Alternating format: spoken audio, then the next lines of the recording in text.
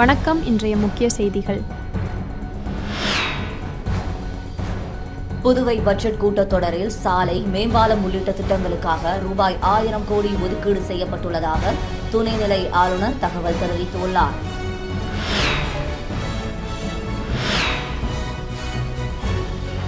திருவண்ணாமலையில் புதுச்சேரி பிரபல ரவுடி ஐயப்பன் மர்ம கும்பலால் வெட்டி படுகொலை செய்யப்பட்ட சம்பவம் பரபரப்பை ஏற்படுத்தியுள்ளது.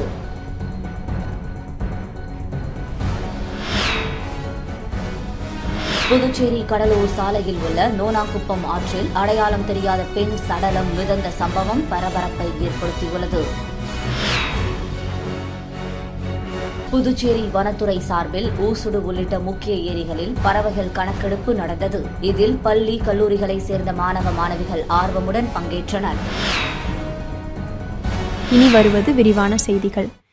புதுவை பட்ஜெட் கூட்டத்தொடரில் சாலை, மேம்பாலம் உள்ளிட்ட திட்டங்களுக்காக ரூபாய் 1000 கோடி ஒதுக்கீடு செய்யப்பட்டுள்ளதாக துணைநிலை ஆளுநர் தகவல் தெரிவித்துள்ளார். புதுச்சேரி 15வது சட்டப்பேரவையின் 6வது கூட்டத்தொடர் இன்று தொடங்கியது. முதல் நாளான இன்றைய தினத்தில் துணைநிலை ஆளுநர் கைலாஷ்நாதன் உரையாற்றினார். காலை 9:25 மணிக்கு அவர் காரில் ஆளுநர் மாளிகையிலிருந்து சட்டமன்ற வளாகத்துக்கு வந்தார். ஆளுநருக்கு போலீசார் அணிவகுப்பு மரியாதை அளித்து வரவேற்றனர். பின்னர் சபாநாயகர் செல்வம் ஆளுநரை வரவேற்று சபையின் மைய மண்டபத்திற்கு அழைத்து சென்றார். இதனைத் தொடர்ந்து சபாநாயகர் இருக்கையில் அமர்ந்து ஆளுநர் கைலாஷ்நாதன் தமிழில் உரையாற்றினார். உரையின் போது புதுச்சேரியில் அரசு மற்றும் தனியார் நிறுவனங்களில் 21,772 பேருக்கு வேலைவாய்ப்பு வழங்கப்பட்ட மூலம் வேலையில்லா விகிதம் 6.7%லிருந்து 4.3%ஆக குறைந்துள்ளதாக அவர் கூறினார். பெங்கால் புயலால் பாதிக்கப்பட்ட மக்களுக்கு உடனடி மழை நிவாரணம் வழங்கப்பட்டுள்ளதாக அவர் குறிப்பிட்டார். இந்தியாவிலேயே புதுச்சேரியில் உடனடியாக நிவாரணம் வழங்கப்பட்டதாக கூறி முதலமைச்சர் ரங்கசாமிக்கு பாராட்டு தெரிவித்தார். புதுச்சேரி கடலூர் 4 வழி சாலையையும் இந்திரா காந்தி சாலையிலிருந்து ராஜீவ்காந்தி சாலை வரை மேம்பாலம் அமைக்க மத்திய அரசு ரூபாய் 1000 கோடி வழங்குவதற்கு ஒப்புதல் அளித்துள்ளதாகவும் சட்டசபையில் ஆளுநர் தெரிவித்தார். ஆளுநர் 55 நிமிடங்கள் உரையாற்றினார். பின்னர் ஆளுநர் புறப்பட அவரை சபாநாயகர் வழி அனுப்பினார். ஆளுநரின் உரைக்கு நன்றி தெரிவிக்கும் தீர்மானத்தின் மீதான விவாதத்தை நாளை காலை 9:30 மணிக்கு சபாநாயகர் செல்வம் ஒத்திவைத்தார். திருவண்ணாமலையில் புதுச்சேரியின் பிரபல ரவுடி ஐயப்பன் மர்ம கும்பலால் வெட்டி படுகொலை செய்யப்பட்ட சம்பவம் பரபரப்பை ஏற்படுத்தியுள்ளது. புதுச்சேரி வானரப்பேட்டை பகுதியைச் சேர்ந்தவர் ஐயப்பன். பிரபல ரவுடியான இவர் மீது கொலை, கொள்ளை, வெடிகுண்டு, விபச்சாரம் உள்ளிட்ட பல்வேறு வழக்குகள் புதுச்சேரி காவல் நிலையத்தில் நிலுவையில் உள்ளது. கடந்த சில மாதங்களுக்கு முன்பு விபச்சார வழக்கில் கைது செய்யப்பட்டு ஜாமீனில் வெளியே வந்த நிலையில் காவல்துறையினரின் கெடுபிடியால் தமிழ்நாட்டில் கடந்த 3 மாதங்களுக்கு மேலாக பதுகியிருந்ததாக கூறப்படுகிறது. இந்த நிலையில் திருவண்ணாமலை அடுத்த நீலந்தாங்கல் ஏரிக்கோடி பகுதியில் ஒருவர் வெட்டி கொலை செய்யப்பட்டுள்ளதாக காவல்துறையினருக்கு கிடைத்த தகவலின் பெயரில் சம்பவ இடத்திற்கு வேட்டவலம் போலீசார் விரைந்து வந்து உடலை கைப்பற்றி பிரேத பரிசோதனைக்கு அரசு மருத்துவமனைக்கு அனுப்பி வைத்தனர். மேலும் சம்பவ இடத்தில் நகர டிஎஸ்பி அறிவழகன் விசாரணை மேற்கொண்டார். விசாரணையில் புதுச்சேரியை சேர்ந்த பிரபல ரவுடி ஐயப்பன் என்பதும் புதுச்சேரியை சேர்ந்த விபச்சார புரோக்கர் தலைமையில் ஜீவானந்தபுரம் பகுதியை சேர்ந்த ரவுடி கும்பல் வெட்டி படுகொலை செய்தது தெரியவந்துள்ளது. புதுச்சேரி ரவுடி திருவண்ணாமலையில் கொலை செய்யப்பட்ட சம்பவம் பரபரப்பை ஏற்படுத்தியுள்ளது. புதுச்சேரி கடலூர் சாலையில் உள்ள நோனாங்குப்பம் ஆற்றில் அடையாளம் தெரியாத பெண் சடலம் மிதந்த சம்பவம் பரபரப்பை ஏற்படுத்தியுள்ளது.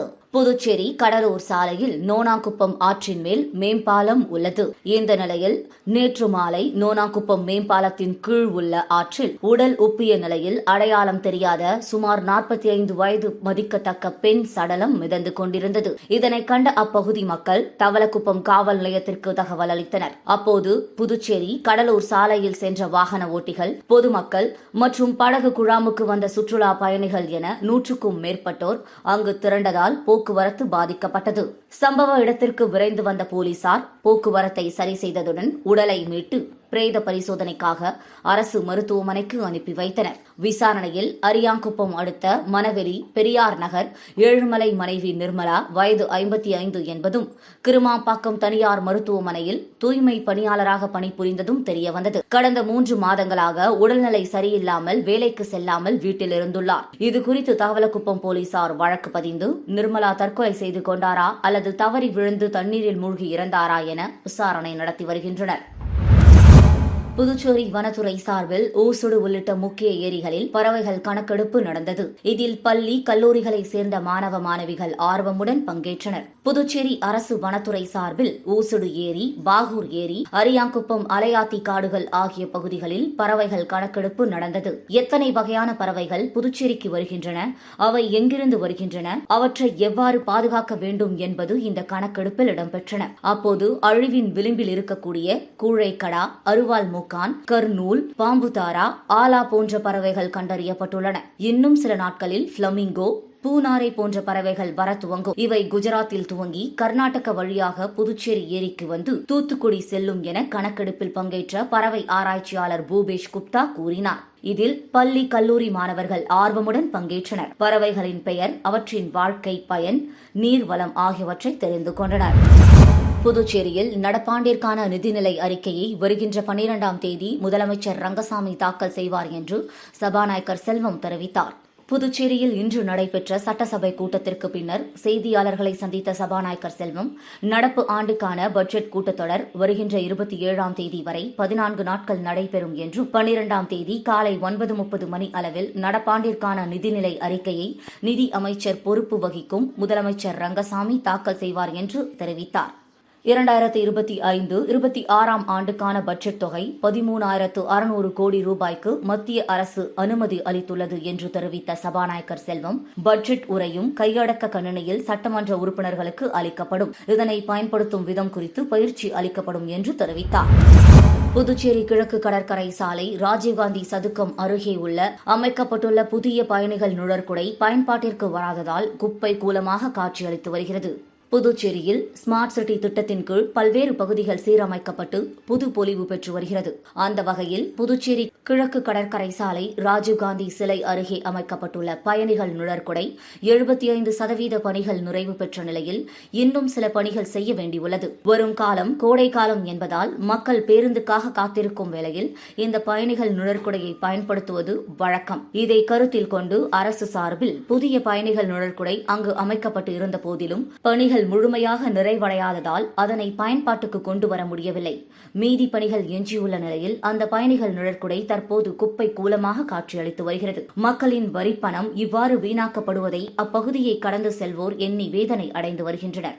மேலும் விரைவில் இந்த பயணிகள் நுழற்குடையின் பணிகள் முடிக்கப்பட்டு மக்கள் பயன்பாட்டுக்கு கொண்டு வர வேண்டும் எனவும் பொதுமக்கள் சார்பில் கோரிக்கை விடுக்கப்பட்டுள்ளது.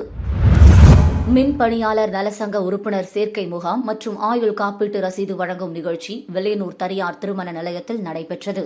புதுச்சேரி மின் பணியாளர் நலசங்க உறுப்பினர் சேர்க்கை முகாம் வில்லியனூரில் உள்ள தனியார் மண்டபத்தில் நடைபெற்றது.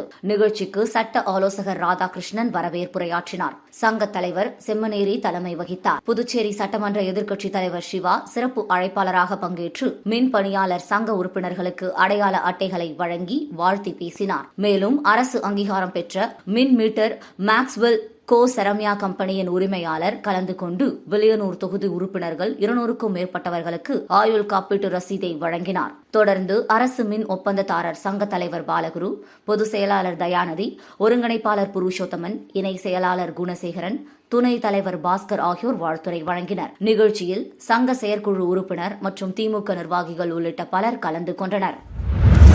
மும்மொழி கொள்கை மற்றும் தொகுதி மறுசீரமைப்பு குறித்து புதுச்சேரி அரசின் நிலைப்பாட்டை நடப்பு சட்டமன்ற கூட்டத்தொடரிலே தெரிவிக்க வேண்டும் என்று காங்கிரஸ் சட்டமன்ற கட்சித் தலைவர் வைத்தியநாதன் வலியுறுத்தியுள்ளார். புதுச்சேரி பட்ஜெட் கூட்டத்தொடரில் கலந்து கொண்ட காங்கிரஸ் கட்சியின் சட்டமன்ற கட்சித் தலைவர் வைத்தியநாதன் செய்தியாளர்களை சந்தித்தார்.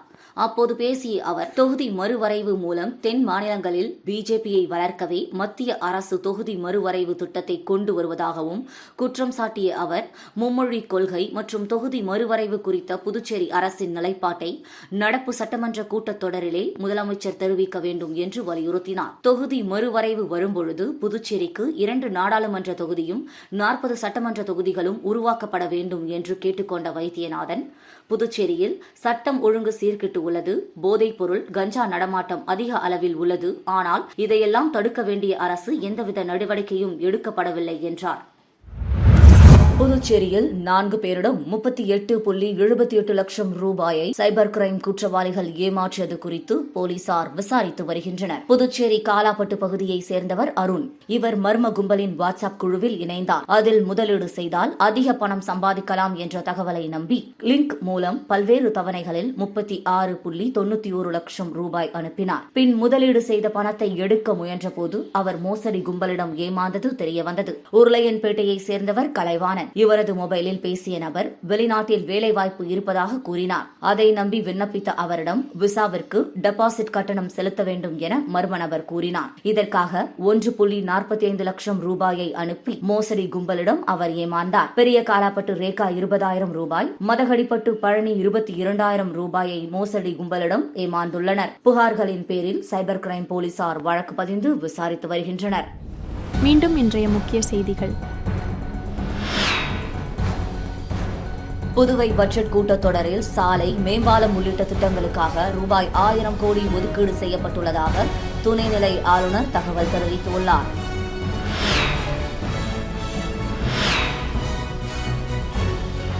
திருவண்ணாமலையில் புதுச்சேரி பிரபல ரவுடி ஐயப்பன் மர்ம கும்பலால் வெட்டி படுகொலை செய்யப்பட்ட சம்பவம் பரபரப்பை ஏற்படுத்தியுள்ளது.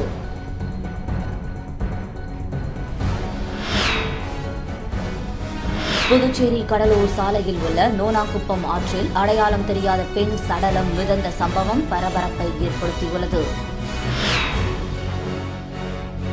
புதுச்சேரி வனத்துறை சார்பில் ஊசுடு உள்ளிட்ட முக்கிய ஏரிகளில் பறவைகள் கணக்கெடுப்பு நடந்தது. இதில் பள்ளி, கல்லூரிகளை சேர்ந்த மாணவ மாணவிகள் ஆர்வமுடன் பங்கேற்றனர். செய்திகளை துல்லியமாகவும் தெளிவாகவும் தெரிந்து கொள்ள கிரியேட்டிவ் மீடியா யூடியூப் சேனலை சப்ஸ்கிரைப் செய்து கொள்ளவும். நன்றி, வணக்கம்.